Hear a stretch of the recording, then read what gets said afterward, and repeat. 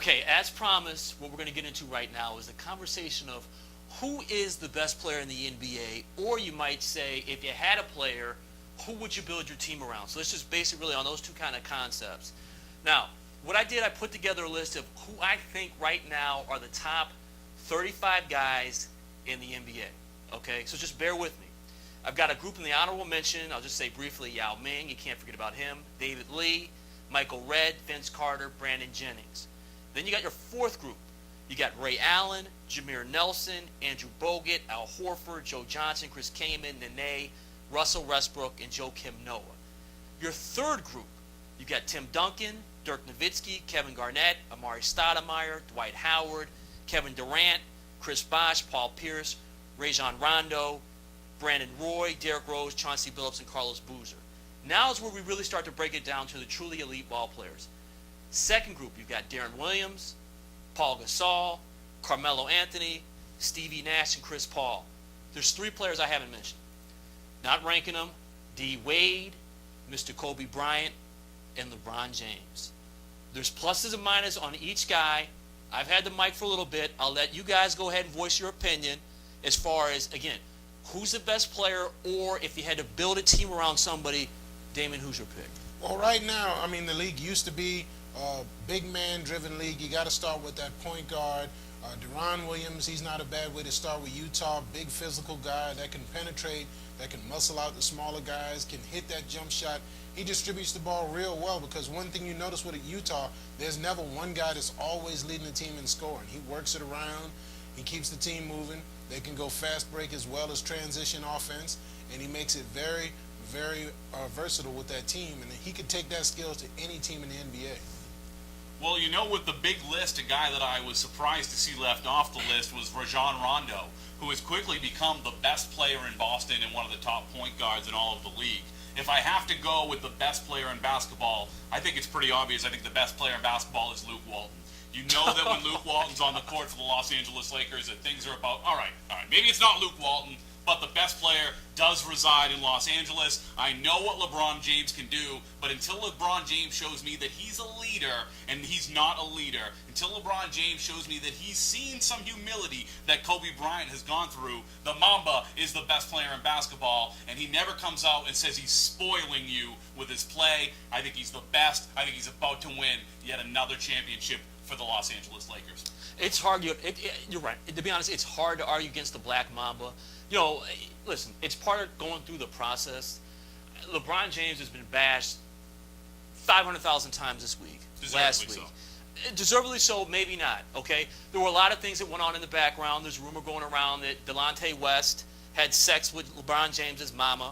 So, number one, LeBron's got to be wondering, number one, why is my mama having sex with somebody on my team, and what is Delonte West thinking? So I don't know how I would react to that if I'm on the court and I've got a teammate who had sex with my mama.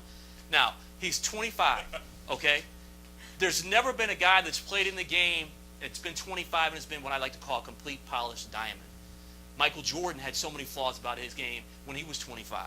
Great thing about Jordan, though, is he always found something to improve on, and he became that perfect diamond. Kobe had flaws. It's funny how people forget about several years ago. You know, Kobe went on the airwaves and trashed everybody. I read the LA Times, there's reports maybe where, you know, people are defending Kobe's performance against Phoenix where he might have quit in the game. One thing Kobe has, he's got that championship experience. He's a true killer, but he also has Phil Jackson, and he also has Paul Gasol that helps him out. To me, I'm still going with LeBron James.